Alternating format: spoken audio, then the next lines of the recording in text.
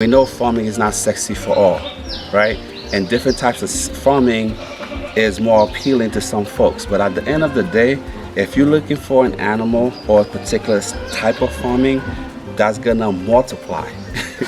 There's no more prolific breeding animals on this planet apart from pigs.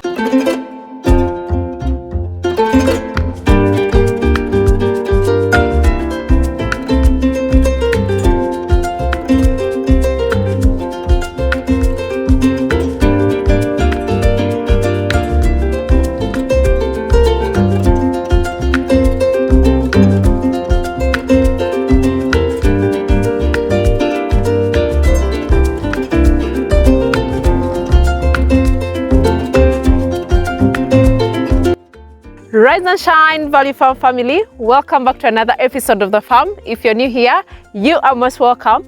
Please consider subscribing if you haven't already, and also turn your notification bells not to miss out on any episodes of The Farm. And of course, to all our returning subscribers, thank you so much. Really appreciate you guys so much. It's a beautiful day back in The Farm. We are really super happy.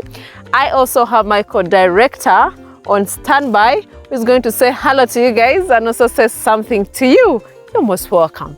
Well, hello everybody. Again, it's always a privilege to be back at the farm.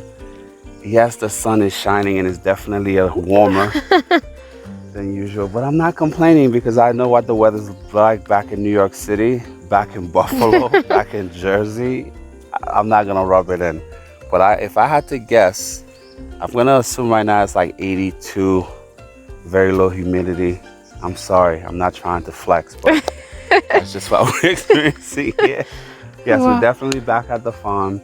And I have to tell you guys, we're standing in paddock B, right? Yep. So the first one is definitely the exercising yard. And a lot of you have been writing in asking, well, what do you do if you don't have, large pieces of land? So this is a way that you can definitely help mitigate parasite control within your small ruminants by practicing what we call rotational grazing. That's what it's known as. That's not what I call it, but that's what it is. Where you actually separate your paddocks. If I was back home, I would be using the Premier Pro electric fencing, but I'm in Uganda and you have to use what you have. Exactly. Here. I hope at some point when I return back, I can get access to the electrical fencing. That would make it much easier, but this is permanent for now. This works for us, but in the future, we definitely hope on becoming more nimble, more flexible. So for those of you that are in the US, in the UK, Australia, where you can get that electrical fencing, we hope you're practicing this method because it definitely make your life easier. And it also keep you from having to use heavy medication to mitigate parasites within your pests. So this first paddock here, we actually cleared it out. We left some of the good native brushes and trees here. But the plan is to actually plant the type of grass, the type of shrubs that we know that the goats are actually going to enjoy. And so, yeah, we'll be rotating them between 6 to 7 paddocks. So that way they never get too low to the ground and never get to a point where the paddock is depleted of nutritional value. So that's why we're here.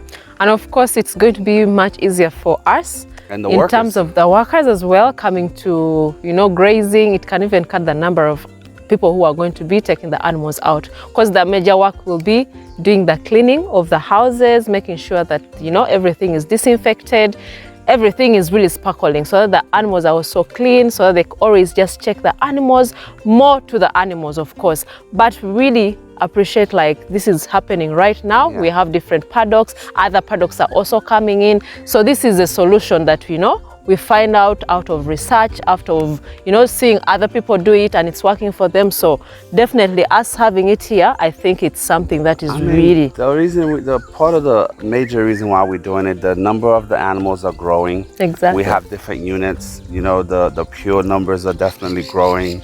Some of the other crosses that we have, the level of, I would say, percentages in terms of grading those breeds are also growing. And plus, as you breed animals, you have your male units, right? So then this is an easier way for us to manage inbreeding at the farm, obviously. But also, dovetailing back to what my partner just said, now the workers can actually focus more on keeping the structures clean They have more time to actually sweep, to actually scrub. And by doing this type of rotational grazing, your animals are not really exposed to the elements, right? Elements, yeah, that is so true. if when you free range, you know, sometimes other people come behind you, they sneak onto your property, they bring other herds that don't belong here, and so they get the ticks. You have to spray, you have to do all this stuff. So this will definitely mitigate that situation and make it much easier for them to inspect the animals within their confined space. Yeah, true. And it won't take as long. So even having to count the animals when they come back from yeah, that grazing, is true. that's definitely It's going going to to be save on easy. time and energy, and it's a win-win overall for all of us. And of course, the animals not even disappearing from the field, because when you leave the animals going to free range, there are possibilities that the animals, some of them disappear, run away from the caretakers. So it is something that is really very good, and I'm really super happy about it. And of course, we are also going to be bringing more shrub here for them, of course. So it's not that we are going to only feed on the grass that we are planting here. I look forward to updating you guys when we actually have the When they rains come have, back. yes. So when this is far more green, far more lush, not just in this paddock, but in all the different other paddocks, Yeah. because our guys already digging the holes. They are going to be putting the mituba trees, you know, the trees that we always told you about, that they also grow with time.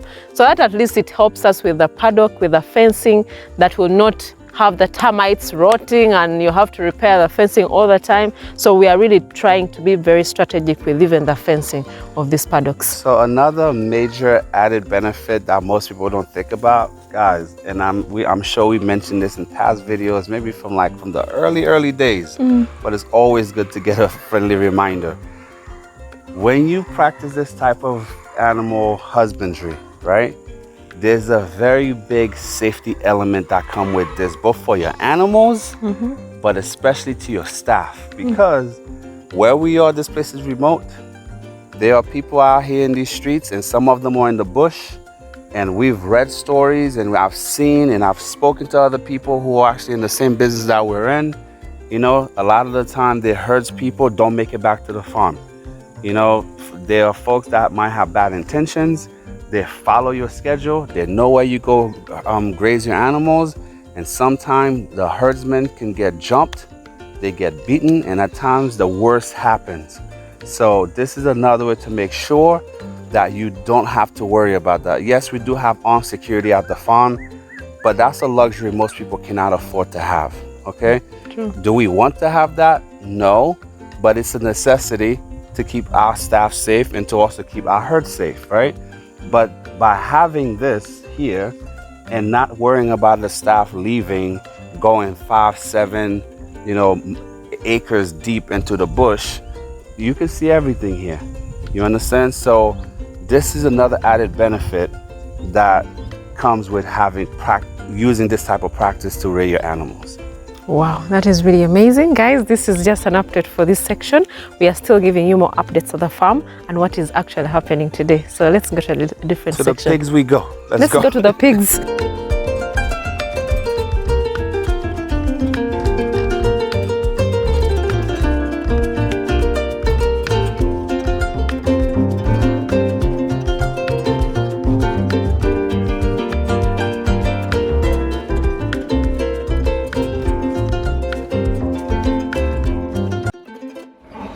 Hi guys, how are you all doing? So we are here at the pig section. It's really amazing. This is one of our sows that we have. So this is like one of the parent stocks that we have here. She's so amazing. She has given us piglets before and she's just, expecting again. I'm really so happy. As you can see, our pigs are so friendly.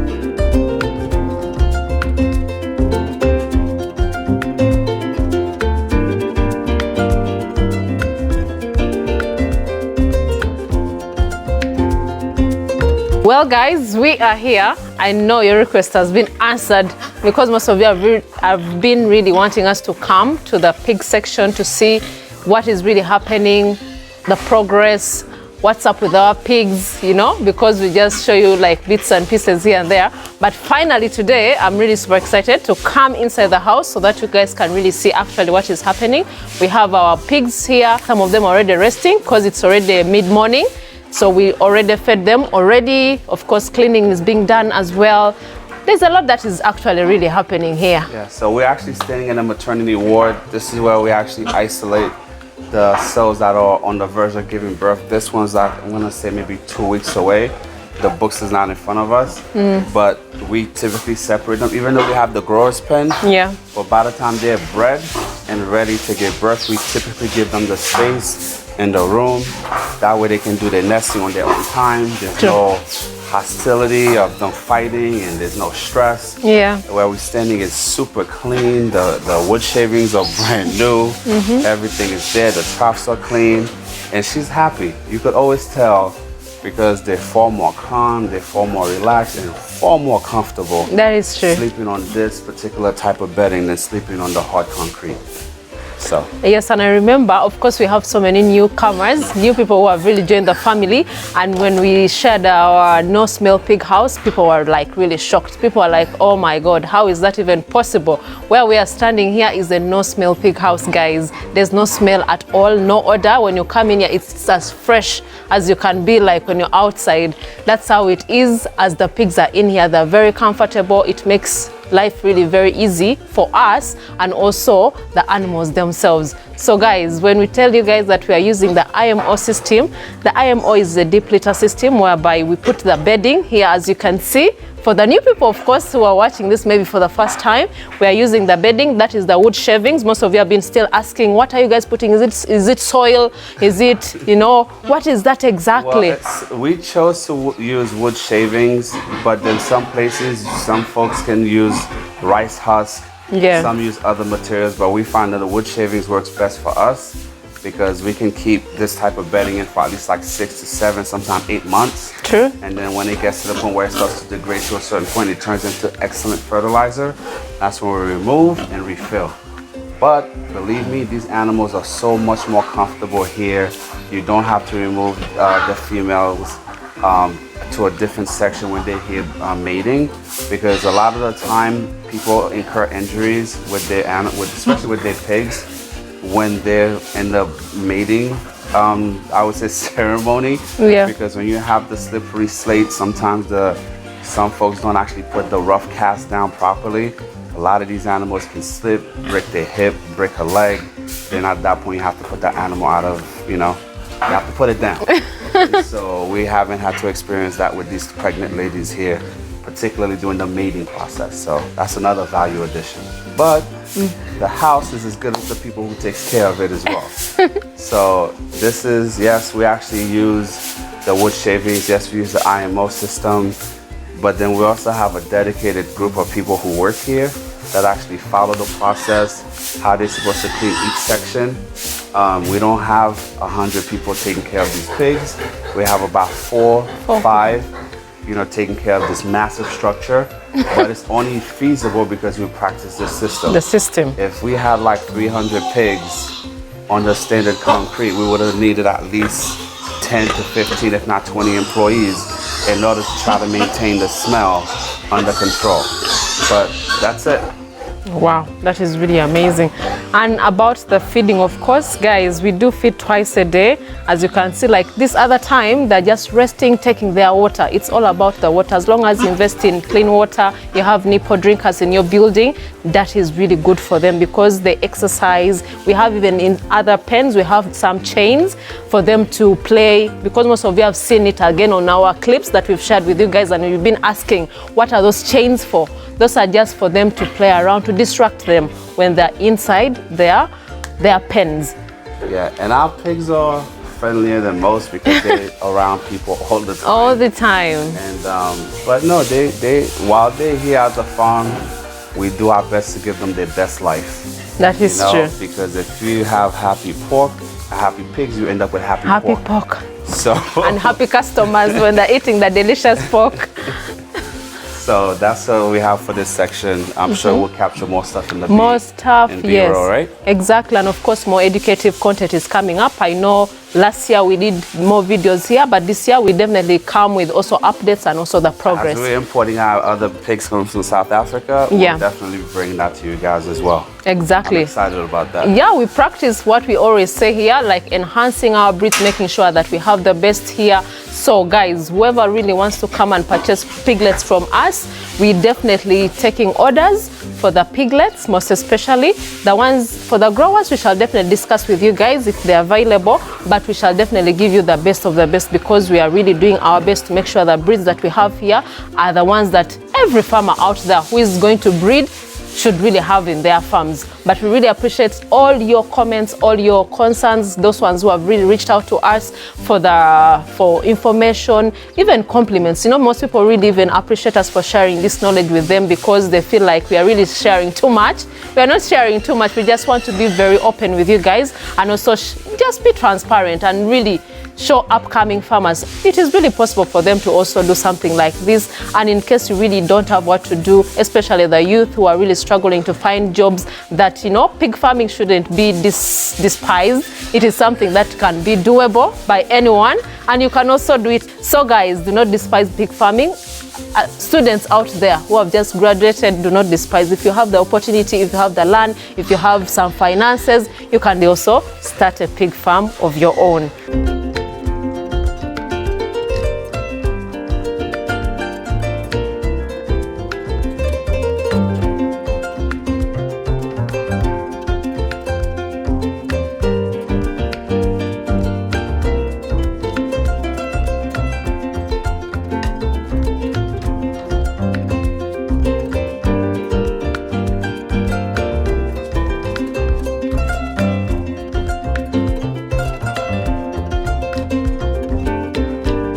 We get a lot of folks that reach out to us, emails, WhatsApp, also on Instagram. And most of you are so afraid of the idea. A lot of you want to get into pig farming, but you're scared. A lot of you write to us wanting everything to be perfect, wanting to have the perfect structure, wanting to have the perfect breeds, but then also you're still afraid to make this level of commitment. Let's just be honest. Pig farming itself can be incredibly rewarding, but like anything else worth having, it could also be challenging if you do not approach it the right way, okay? So for those of you, whether you're still in university, whether you're young, you don't have to wait till you retire. You don't have to make farming a part of your retirement package, so to speak, in order for it to become a fruitful venture for you out there. And that goes the same for if you want to rear cattle, goats, sheep. One interesting tidbit that I learned when I was in Kenya, right? We found out what a lot of the Maasai folks do when they have their children, they immediately split, whether it's their cows, but particularly the sheep in Maasai country. They literally give a small herd to their sons, to their daughters, because a lot of the time, that's what the family business is, you know? Yeah. Rearing animals, taking care of animals, and it also teaches these kids responsibility, right? Taking care of what they have. So when it comes to farming in general, it's never gonna be perfect. At some point, you're gonna have to actually do the research, which you're already doing now, so kudos to you. But you're also gonna have to make a commitment, and sometimes you're not gonna be able to see the platform all the way through. So there's a certain element of faith you have to have in yourself and your ability to do this job and this career, but it starts in your mind. You have to have that paradigm shift. You know, we know farming is not sexy for all, right? And different types of farming is more appealing to some folks. But at the end of the day, if you're looking for an animal or a particular type of farming, that's gonna multiply. There's no more prolific breeding animals on this planet apart from pigs, right? Yep. Especially the ones that live on land. You know, I can't talk about fish because I'm not into fish farming, at least not yet. But when it comes to actual land-dwelling animals, pigs are the champions. So remember also what Dr. Essa has said, what we've also told you guys in the past, once you get to the point where you have 3 female pigs at your disposal, you're already considered a commercial farmer, because your 3 pigs can easily turn into 30 to 40 within a matter of months, right? Not even 4 months. We're talking within 3 months, 3 weeks, 3 days. You can go from 3 to 30 plus. So if this is something now you want to do, if this is something you've been thinking about doing, I highly recommend you continue to do your research, but at some point research has to meet action. Action as well. Okay, and that's how the magic happens. Because you can have all the research in the world, Do not get paralyzed by overanalyzing your state. Check your finances, check your housing, but most importantly, make sure you get the best breeds. Exactly. Please and please do not make the mistake of building the right structure, picking the right location, following the advice that we give you. But when it comes to the most pivotal part, you go cheap. You might be able to go cheap on your structures. That's okay. But when it comes to your breed, you can never go cheap on your breeds because that is everything. Okay? Don't go to your pastor unless your pastor has certified breeds. And a lot of the time, the local person you're gonna meet at the trading center, they'll tell you I have the best breeds, but they have no proof. There's no evidence, right? And you're thinking you're buying a large white, yet you're purchasing a local pig that will never get to the desired weight within the desired time frame. So I hope you follow this part of my section of this advice. Hopefully it's useful to you. And we're looking forward to having you in the fray. So welcome. I hope you guys have the ears, you're listening, you're noting down your notes. Please have notes whenever you're watching these videos because they're really very, very helpful. But Breeds, really, genetics are everything. Everything. But really appreciate you guys so much. Thank you so much for really following this video and also watching up to this point. Please keep sharing the videos with your friends and family, and also do not forget to leave us a comment down below. What do you think about what we have discussed? Do you have any opinion? Do you have anything to say? Please leave your comments down below so that we can also hear from you guys. We would love to hear from you guys as well. We also want you to check out our social media platforms. Instagram is Value Farm UG, Facebook Value Farm, TikTok Value Farm. Please go check behind the scenes and also give us a follow in those other platforms. But we love you guys so much. Tell a friend to tell a friend. Till next time. Bye. Bye.